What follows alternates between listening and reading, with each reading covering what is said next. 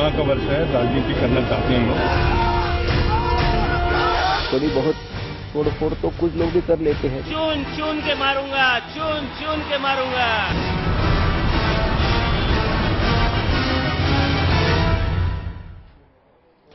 कोई चुन चुन के मारने की धमकी देता है, कोई बिजली के तार कटवा देता है, कोई टोल टैक्स के मुद्दे पर आम आदमी तक अपनी राजनीति की दुकान पहुंचाना चाहता है, तो कोई बिजली और पानी की सियासत कर कर अपने आप को आम आदमी का रहनुमा और मसीहा बताता है, और कोई चाय बेचकर या फिर चाय बेचने की बात कहकर आपके घर तक पहुंचकर आपके घर में बैठकर यह कहना चाहता है कि मुझसे भाला आपका और कोई नहीं कर सकता। यह है आज की राजनीति का परिप्रेक्ष्य जो आज आपके सामने हम पेश कर रहे हैं। महाराष्ट्र की सियासत में जिस तरीके से हंगामे की राजनीति चल रही है, जो कि एमएनएस के तमाम कार्यकर्ता आज दिन भर करते हुए दिखाई दिए, ये सब कुछ राज ठाकरे के आह्वान पर किया गया। क्या ये दंगे की राजनीति, क्या ये तोड़फोड़ की राजनीति वाकई में हमें आम आदमी को फायदा पहुंचाने की राजनीति का एक स्वरूप मान लेना चाहिए, या हमें यह मानना चाहिए कि राजनीति की दुकान को बढ़ाने के लिए यह तोड़फोड़ जरूरी है? देखिए छोटी सी रिपोर्ट। लोकसभा चुनाव से ठीक पहले महाराष्ट्र की राजनीति सड़कों पर आ गई है। टोल नाकों के विरोध के जरिए इलेक्शन के हाईवे पर दूसरे दलों से आगे निकलने की कोशिश में राज ठाकरे भी सड़कों पर उतरे। पिछले कई दिनों से हिंसक विरोध प्रदर्शनों के जरिए टोल नाकों पर होने वाली वसूली का विरोध कर रही महाराष्ट्र नवनिर्माण सेना ने बुधवार को पूरे राज्य में रास्ता रोको आंदोलन का ऐलान किया था। पूरे तामझाम के साथ राज ठाकरे दादर से वाशी टोल नाके पर प्रदर्शन करने के लिए निकले। राज के आंदोलन की हवा निकालने के लिए मुंबई पुलिस भी पूरी तरह से मुस्तैद थी। राज को वाशी पहुंचने से पहले ही चेंबूर में पुलिस ने हिरासत में ले लिया। राज ठाकरे के साथ ही एमएनएस के कई कार्यकर्ताओं को भी पुलिस ने गिरफ्तार किया। गिरफ्तारी के बाद राज को आरसीएफ पुलिस स्टेशन लाया गया और फिर कुछ देर में ही उन्हें रिहा भी कर दिया गया। आरसीएफ पुलिस स्टेशन में उनको डिटेन करके 69 महाराष्ट्र पुलिस एक्ट में लाया गया था और अभी थोड़ी देर पहले उनको यहाँ से रिलीज किया गया है। इसके बारे में जो लीगल कार्रवाई है वो साइन पुलिस स्टेशन के द्वारा की जा रही है। गिरफ्तारी के तुरंत बाद ही रिहा हुए राज ने अपने कार्यकर्ताओं को संयम बरतने की सलाह दी। साथ ही ये बताना भी नहीं भूले कि मुख्यमंत्री ने उनकी मांगों पर विचार करने के लिए एक बैठक बुलाने का भी वायदा किया है। मी आता एवढंच निवेदन इथे करतोय की महाराष्ट्रातल्या सर्व महाराष्ट्र नवनिर्माण सेनेच्या माझ्या सर्व सहकाऱ्यांना मी शांततेचं आवाहन करतोय। आतमध्ये असताना मला मुख्यमंत्र्यांचा फोन आला होता आणि त्याप्रमाणे उद्या सकाळी 9 वाजता सह्याद्रीवरती त्यांनी बैठक बोलवलेली आहे आणि त्या बैठकीला आम्ही जाऊ, आमचं म्हणणं सगळं मांडू आणि पुढे बघू किती दिवसात ते काय गोष्टींचा निर्णय करतात। वहीं दूसरी तरफ मुख्यमंत्री ने भी माना कि उन्होंने राज ठाकरे को मिलने का समय तो दिया है, लेकिन साथ ही राज के आंदोलन को चुनावी स्टंट बताना भी नहीं भूले। समय मांगा है, मैंने समय दिया है, मैं बात करता हूँ। अगर वो आने वाले हैं तो तोड़फोड़ की कोई आवश्यकता नहीं है। चुनाव का वर्ष है, राजनीति करना चाहते हैं लोग, लेकिन लोगों की सुविधा ना करें, मैंने कल भी आह्वान किया था। महाराष्ट्र में एक ही वोट बैंक और लगभग एक ही तरह के मुद्दों को लेकर शिवसेना और एमएनएस सामने सामने है। ऐसे में राज ठाकरे के इस आंदोलन को उद्धव ठाकरे की पार्टी फ्लॉप शो बता रही है। राज्य की जनता ऐसे आंदोलन में सहभागी नहीं होगी। थोड़ी बहुत तोड़फोड़ तो कुछ लोग भी कर लेते हैं। देखिए, लोकतंत्र में सभी को अधिकार है आंदोलन करने का। एक आंदोलन चल रहा है तो चलने दो। अगर उसमें जनता भारी मात्रा में शामिल होती है तो आंदोलन बढ़ता है, लेकिन मुंबई में सब शांत। पहले गिरफ्तारी और फिर रिहाई। राज ठाकरे और कांग्रेस सरकार के बीच ये खेल 5 साल पहले 2009 में भी चुनाव से ठीक पहले खेला गया, जिसका फायदा राज ठाकरे को चुनाव में भी मिला। लेकिन राजनीति में एक ही नुस्खा, क्या दूसरी बार भी कामयाबी की गारंटी है? Team news nation. तो ये राजनीति अपने आप में महाराष्ट्र को कहां लेकर जा रही है, आइए इस पर चर्चा करते हैं। हमारे साथ डॉक्टर अतर हसन रिजवी साहब मौजूद हैं, जो कि एनसीपी के प्रवक्ता हैं। संजय जामदार जी मौजूद हैं, एमएनएस के प्रवक्ता। सचिन सावंत कांग्रेस के प्रवक्ता हमारे साथ मौजूद हैं, और प्रेम शुक्ला जी शिवसेना के प्रवक्ता हमारे साथ मौजूद हैं। रिजवी साहब, आपके मुख्यमंत्री कहते हैं कि ये राजनीति करना चाहते हैं, करने दीजिए, मिलने का समय मांगा, दे दिया। लेकिन जो तोड़फोड़ होती दिखाई दे रही है उससे एक बात तो स्पष्ट है, आप एमएनएस को राजनीति करने का मौका तस्तरी में यानी कि प्लेट में सजा कर देना चाहते हैं, ताकि वो राजनीति करें, ताकि आपके वोट बैंक पर कोई असर न डाल पाए।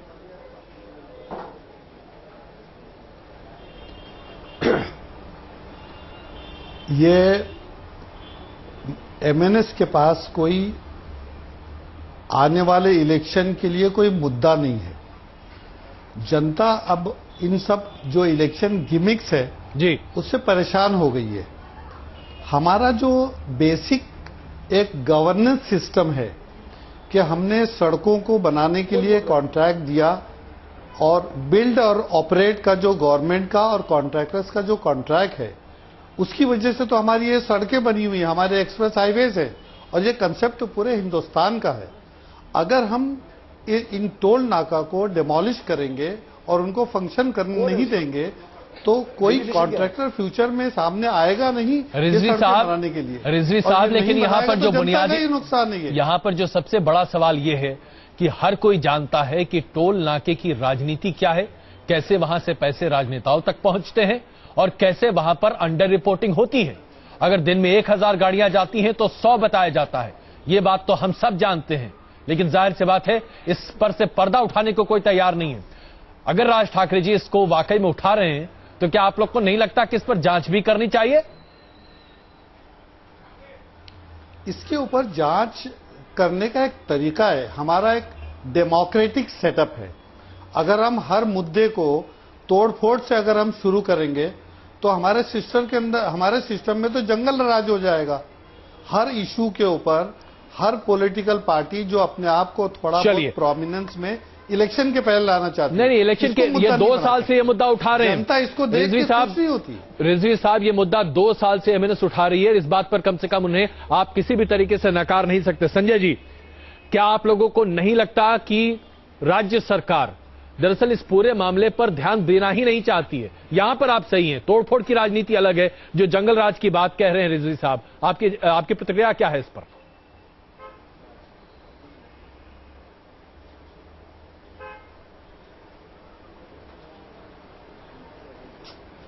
संजय जी, आप हमारी आवाज सुन पा रहे हैं?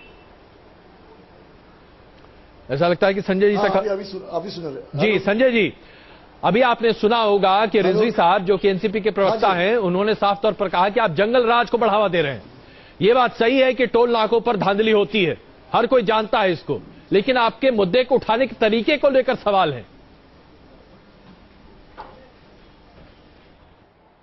नहीं, मैं उनसे बात करना चाहता हूँ जी कि जब माननीय आरआरजी पाटिल साहब हमारे महाराष्ट्र के गृह मंत्री है, उन्होंने जब उनके ऊपर जब नौबत आ गई कि उनको मंत्रियों को भी वहां नहीं छोड़ रहे थे, टोल क्रॉस करके नहीं छोड़ रहे थे, उनसे भी हफ्ता वसूला जा रहा था, टोल वसूला जा रहा था, तो खुद ब खुद उनको उतरना पड़ा अपने गाड़ी के पीछे वो छोड़ने के लिए। जहां तक कि वो टोल पे जब गुंडे बैठते हैं, मैं उनको हमारी माध्यम से इतना कहना चाहता हूं कि जैसे आपकी एनसीपी का आघाड़ी का गवर्नमेंट महाराष्ट्र का, हमारे मनसे सैनिक जब आम जनता के लिए जब रास्ते पे उतरती है, आप उनको अंदर डालते हैं, उससे अच्छा आप अगर उस टोल पे जो गुंडे लोग का जो हथियार वहां जो मौजूद रहता है, कौन से लीगल गुंडे हैं, जो अथोराइज वहां जो वर्कर है, और तो उनके ऊपर उन्होंने ध्यान देना चाहिए। हमारा मुद्दा बिल्कुल सही है। मैं आपको और आपका तरीका भी सही है संजय जी, आपको लगता है? चलिए, संजय जी के साथ कुछ तकनीकी दिक्कत है, उनसे दोबारा संपर्क साधने की हम कोशिश कर रहे हैं। इस बीच प्रेम शुक्ला जी, जिस तरीके से शिवसेना की प्रतिक्रिया सामने आई है, आपने कहा कि इस मुद्दे पर छोटा मोटा प्रदर्शन है, आम जनता जुड़ती नहीं है, तो आप लोग क्या करेंगे? जो तमाम टोल नाके सब में आग लगा देंगे? क्या कीजिएगा आप लोग? आपकी रणनीति क्या रहेगी? आप भी तो इस मुद्दे पर लगाने की हमने अभी आग लगाने का आंदोलन नहीं शुरू किया है जी, और अभी आग लगाने के आंदोलन की आवश्यकता भी नहीं है जी। आदरणीय राज ठाकरे जी ने जिन टोल नाकों पर पथराव कराए, ऐरोली का टोल नाका, बीच के दिनों में मुलुंड के टोल नाके में पथराव कराया और दहीसर टोल नाके में पथराव कराया। आज प्रदर्शन हुआ, तीनों टोल नाके 1 घंटे के लिए भी बंद हो पाए क्या? जनता को टोल से मुक्ति मिल पाई क्या? कोल्हापुर में जब मुंबई वहां कोल्हापुर की महानगर पालिका ने पाया, उन्होंने हिसाब दिया कि इतना ये हिसाब है और इस तरह से गलत हो रहा है, जनता निकली और उस आंदोलन का नेतृत्व शिवसेना ने किया और वहां टोल बंद हो गया। तो किसी आंदोलन की सफलता जो है, आज राज ठाकरे जी, आदरणीय राज ठाकरे जी को, कल तक मुख्यमंत्री तो इस मामले को इतना अनसीरियस ले रहे थे कि वो स्वयं महाराष्ट्र में बैठक लेने भी नहीं बैठे वो, और आज मुख्यमंत्री महोदय ने उनको तब टेलीफोन पर बात की जब उनकी डिटेंशन हो चुका था, लेकिन प्रेम शुक्ला जी, डिटेंशन के बाद वो कह क्या रहे हैं मुख्यमंत्री? प्रेम शुक्ला जी, डिटेंशन का मुख्यमंत्री कह क्या रहे हैं? एक पुरानी कहावत है, जंगल में मोर नाचा किसने देखा। करना कुछ लोग चाहते हैं, हम उनको राजनीति के लिए आमंत्रित कर रहे हैं। प्रेम शुक्ला जी, पुरानी कहावत है, आमंत्रित कर रहे हैं। प्रेम शुक्ला जी, एक पुरानी कहावत है, जंगल में मोर नाचा किसने देखा। आज राज ठाकरे के एमएनएस के कार्यकर्ता तमाम सड़कों पर उतरकर हंगामा करते हैं, तो आज हम चर्चा भी कर रहे हैं। आप जो जिन एग्जाम्पल्स का हवाला दे रहे हैं, ऐसा लगता है कि या तो आप समर्थन में आ जाइए। बहुत अच्छे दृश्य दिए, लेकिन आप मुझे कृपा करके बता दें अजय कुमार जी, मुझे कृपा करके, आंदोलन हमने बहुत देखे हैं जी, एक बता दें गिरफ्तारियां कितनी हुई, कितनी जगह पानी के फव्वारे चले। नहीं तो आप क्या कहना चाहते हैं? आप ये कहना चाहते हैं कि राज्य सरकार और एमएनएस की साठगांठ है? तो इसका मतलब है कि राज्य सरकार पूरी तरह से, वो लिखा हुआ स्क्रिप्ट थी, सलीम जावेद की लिखी हुई स्क्रिप्ट थी जी। अब आप निकलना, पुलिस की गाड़ी का नंबर भी फिक्स था। आदरणीय राज ठाकरे जी उतरे हैं, उनको बताना नहीं पड़ा किस गाड़ी में बैठना है, और कुछ गाड़ी में बैठ के लौट आए, फिर मुख्यमंत्री से कल से उन मुख्यमंत्री से बात करने जा रहे हैं। आप जो आरोप लगा रहे हैं उसका जवाब सचिन जी बेहतर दे सकते हैं। तो उनको सचिन जी तत्काल विरोध करना चाहिए। सचिन जी, क्या कांग्रेस की अगुवाई वाली सरकार राज ठाकरे से साठगांठ कर रही है? क्या आप लोग चाहते हैं कि किसी भी तरीके से एक मुद्दा उठ जाए और बीजेपी शिवसेना के वोट कटे? नहीं, देखिए क्या है,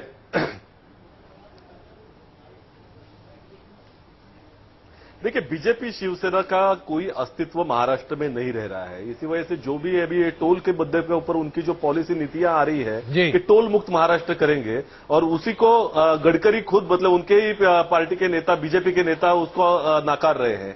और ये अगर टोल मुक्त महाराष्ट्र करना है, पहले टोल मुक्त गुजरात कीजिए, टोल मुक्त मध्य प्रदेश कीजिए, जहां ये टोल की पॉलिसी भी चल रही है।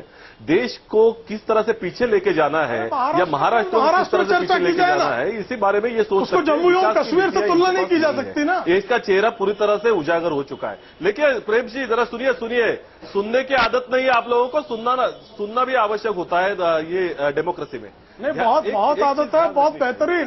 जो राज ठाकरे जी ने आज किया है, दशकों से 3-4 घंटे में उनको आंदोलन समाप्त करना पड़ा, 3-4 घंटे में आंदोलन उनको समाप्त करना पड़ा। इसका कारण यह है कि जनता का कोई भी समर्थन उनको हासिल नहीं हुआ। जहां तक उन्होंने ये टोल के मुद्दे की बात, सचिन जी बुरा मत मानिएगा, लेकिन 3-4 घंटे में आंदोलन समाप्त नहीं करना पड़ा। आप लोगों ने उन्हें हिरासत में लिया, आपकी सरकार ने उन्हें हिरासत में लिया। और दूसरा मुद्दा यह है कि कई जगहों पर टोल नाकों में आग तक लगाई गई है। आइए एक छोटी सी रिपोर्ट हम दिखा देते हैं किस तरीके से महाराष्ट्र में कई जगहों पर जबरदस्त हंगामा हुआ है, और इसमें राज्य सरकार की जो किरकिरी हो रही है सचिन जी, इसका जवाब कांग्रेस और एनसीपी दोनों पार्टियों को देना पड़ेगा। देखिए छोटी सी रिपोर्ट। हंगामा, हंगामा और हंगामा।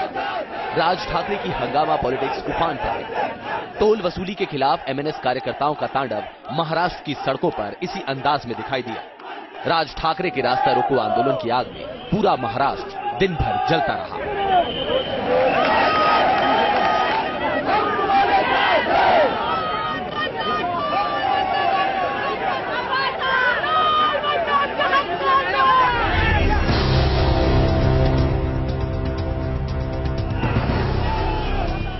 मुंबई के वासी टोल नाके पर एमएनएस कार्यकर्ताओं और पुलिस में झड़प हो गई। पुलिस ने यहां से 50 एमएनएस कार्यकर्ताओं को हिरासत में ले लिया। ये कार्यकर्ता गाड़ियों की टायर से हवा निकाल रहे थे। रोकने पर ये पुलिस से भिड़ गए। इसके बाद पुलिस ने कार्यकर्ताओं को हिरासत में ले लिया।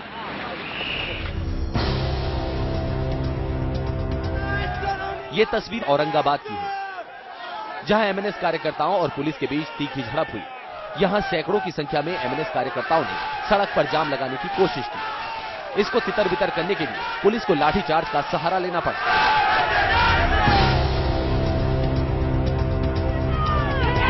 पुणे में भी एमएनएस कार्यकर्ता सड़कों पर उतरे।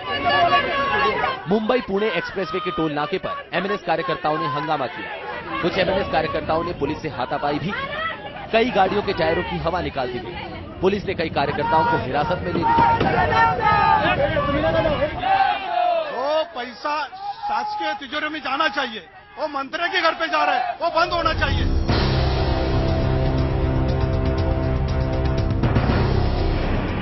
एमएनएस के आंदोलन को देखते हुए नागपुर में भी सुरक्षा के कड़े बंदोबस्त किए गए थे। यहां भी एमएनएस कार्यकर्ताओं ने सड़क जाम करने की